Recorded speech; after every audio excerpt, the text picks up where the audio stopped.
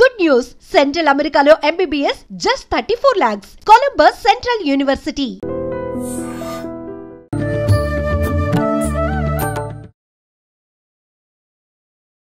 నమస్కారం, welcome to I dream. ధర్మ మార్గం విత్ విజిత కార్యక్రమానికి స్వాగతం.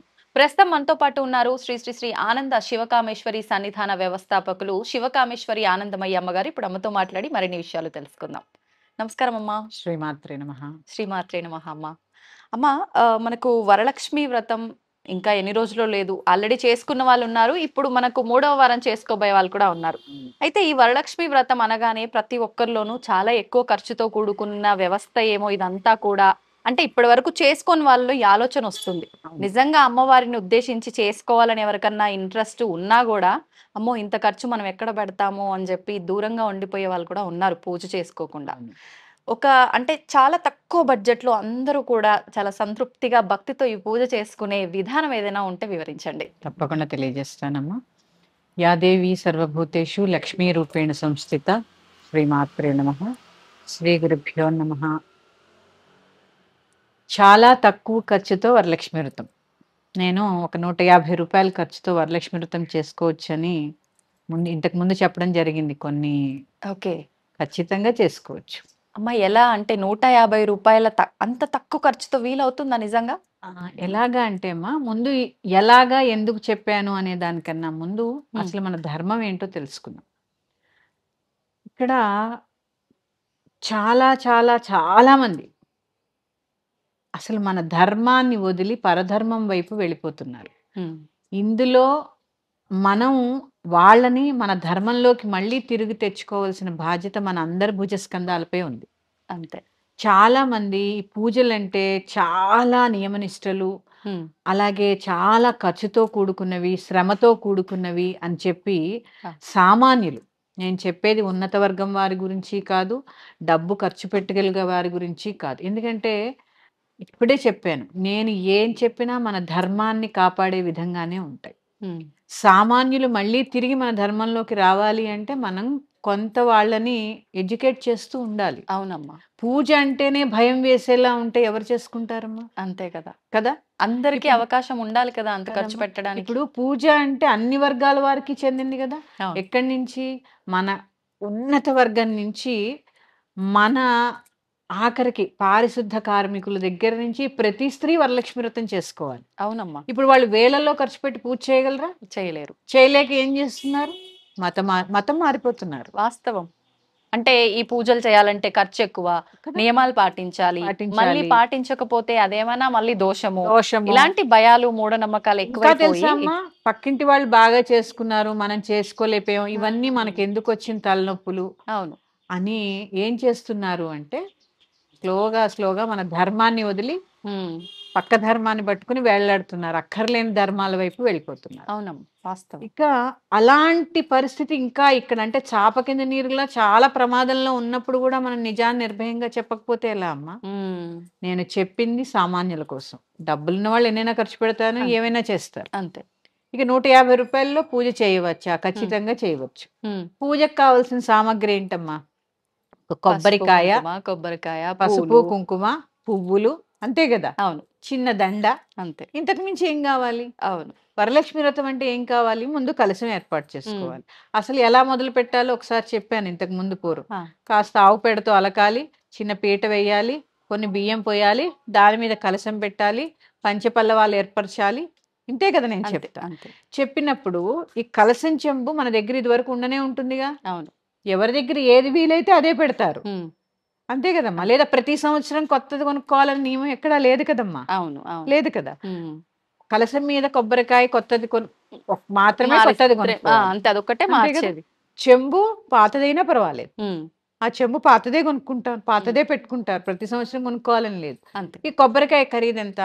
నాకు తెలిసి 20-30 రూపాయలు అనుకున్నా, పోనీ 25 రూపాయలు. కలశం మీద మనం పెట్టేటటువంటి జాకెట్ పీస్ ఏదైతే ఉందో, జాకెట్ ముక్క, ఎంతమంది మనకి బొట్టు పెట్టిస్తూ ఉంటారు. అవును. అవన్నీ ఏం చేస్తాం? పక్కన పెడుతూ ఉంటాం కదా. అవి ఉపయోగించొచ్చా అమ్మా? తప్పకుండా ఉపయోగించవచ్చు. కొత్తదే తేవాలని ఏం లేదమ్మా. మన దగ్గర ఏది లభ్యమైతే అదే కొనగలిగే స్తోమతున్న వారి గురించి నేను ఇక్కడ మాట్లాడడం లేదు. అదే అసలు సామాన్యంగా పూజ ఇలాగే చేసుకోవాలి. నువ్వు కొనగలిగితే ఎన్నైనా కొనొచ్చు, అంతే. ఎన్ని కొన్నా తక్కువే అవును, భగవంతుడికి. అంతే కదా. పోనీ జాకెట్ ముక్క కొనుక్కున్నా ఎంత ఉంటుందమ్మా? 50 నుంచి 60 రూపాయలు ఒక జాకెట్. అంతే. ఎంత అయింది? 85 రూపాయలు. ఒక చటాక్ పువ్వులు 105 రూపాయలు. ఎంత అయిందమ్మా? ఒక మాల 30 రూపాయలు మాల పెట్టుకున్నా 135 రూపాయలు.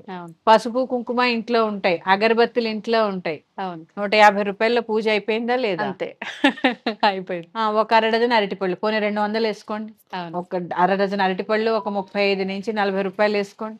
ఎంత చూసుకున్నా 200 రూపాయల్లో లోపే సామాన్లన్నీ అయిపోయలేదా? అవును. ఇప్పుడు పూజ చేసుకోవచ్చా వద్దా? చేసుకోవచ్చు. మనం కల్పోక్త ప్రకారం యథావిధిగా కలశం పెట్టి పూజ చేసుకోవాలని మనకు చెప్పినప్పుడు ఇంతలోనే పూజ చేసుకోవచ్చు, ఎటువంటి చింత లేకుండా. చింత లేకుండా. అందరూ 2 రూపాయలకి పూజ చేసుకునేవారు, 5 రూపాయలు పూజ చేసుకోమని చెప్పేవారు. ఇలా ఎలా చేసుకుంటారు 150 రూపాయల్లో? నేను ధర్మం వైపు మళ్ళీ తిరిగి తీసుకువచ్చే ప్రయత్నం.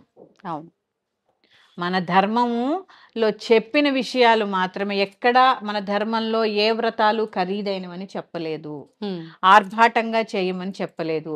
ఇక్కడ నేను చెప్పిన ఇంకో విషయం, ఎక్కడా నేను అలంకారాలు వద్దని చెప్పలేదు. అలంకారాలు ఏవి వద్దన్నాను? కాళ్ళు చేతులు దేనికి దానికి విడదీసి అతికించి పెట్టద్దన్నాను. అవునమ్మా, వాస్తవం. అందుకే వీడియో మొత్తం చూడాలి చూసే వాళ్ళందరూ. అలంకారాలు ఎక్కడా వద్దని చెప్పలే. మీరు ఎంత అలంకారమైనా చేసుకోండి. అలంకారంలో కూడా ఏం కావాలమ్మా? ప్లాస్టిక్ పూలు కావాలా? జీవం లేనివి కాదు కదా. చైతన్యార్ఘ సమారాధ్య చైతన్య కుసుమప్రియ కదా అమ్మవారు.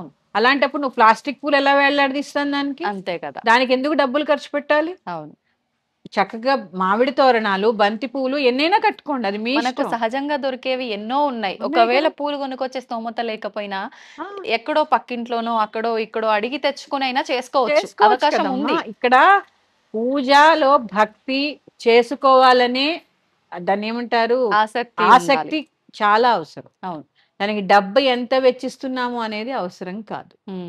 ఈ విషయంగానే సామాన్యులు కూడా పూజ చేసుకోవాలి అనే సంకల్పంతో నేను చెప్పినదే ఈ 150 రూపాయల పూజలో పూజ పూర్తవుతుందని చెప్పడం అనమాట. నిజంగా కూడా అంతే అవుతుంది కదమ్మా. ఇక నివేదనకు వస్తే చాలా రకాలు చేయవలసిన పని లేదు కదా. వారికి స్తోమత లేరు, అన్నం వండుకుంటారు, అందులో ఇంత పెసరపప్పు, జీలకర్ర, ఉప్పు, మిరియాలు వేస్తే పులగం అయిపోయింది. ఓకే, అమ్మవారికి ఎంతో బెల్లం ఇంట్లో ఉంటుంది, లేదు ప్రతిరోజు టీ తాగడానికి పాలు కొనుక్కుంటాం కదా, అది ఇంత క్షీరాన్నం చేస్తారు. ఇది ఇప్పుడు ఖర్చుతో కూడుకున్న విధి విధానాలు ఏమున్నాయమ్మా ఇందులో? ఏమీ లేదు. అంటే మనం ఆడంబరంగా చెయ్యాలంటే లేనిపోని అన్ని కొనాల్సి ఉంటుంది కాబట్టి ఖర్చు. ఉన్న దాంట్లోనే మనం చేసుకోవాలంటే మీరన్నట్టుగా సరిపోతుంది, మీరన్న ఖర్చు. సామాన్యులు కూడా చేసుకోవాలమ్మా. భయపడే విధంగా పూజలు ఎప్పుడు ఉండకూడదు. ఇప్పుడు ఒకటే అమ్మా, నన్ను విమర్శించడం మానేసి ముందు తెలుసుకోవాల్సింది ఏంటి తెలుసా?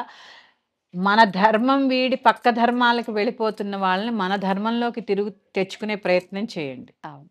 నేను వాళ్ళందరినీ కూడా మనం ఉత్తేజపరిచి మళ్ళీ మన ధర్మంలోకి తెచ్చుకోవాల్సిన బాధ్యత మన అందరి మీద ఉంది. ధర్మో రక్షతే రక్షిత. ధర్మాన్ని నువ్వు రక్షిస్తే ధర్మమే నేను రక్షిస్తాను. అవునమ్మా. ఎందుకంటే అమ్మా చూడండి, ఈవేళ హిందువుగా ఉన్నవారు, ఇది టాపిక్ కాకపోవచ్చు కానీ తెలుసుకోవాలి అందరూ. అవును, ఈవేళ మా హిందువుగా ఉన్నవారు రేపు హిందువుగా ఉన్నారని గ్యారంటీ ఇవ్వగలరా? లేదు. పక్క ఇంట్లో ఉన్న మన హిందువులమే పక్క హిందూ మతం మారిపోతుంటే పట్టించుకోలేని స్థితిలో ఉన్నాం. ఇలాంటి పరిస్థితుల్లో కూడా ఒకళ్ళనొకళ్ళు విమర్శించుకోవడం మానేసి మన ధర్మం వైపు, మన ధర్మంలోకి తిరిగి తెచ్చుకునే ప్రయత్నం చేద్దాం. శ్రీమాత్రే నమః. ధన్యవాదాలమ్మా.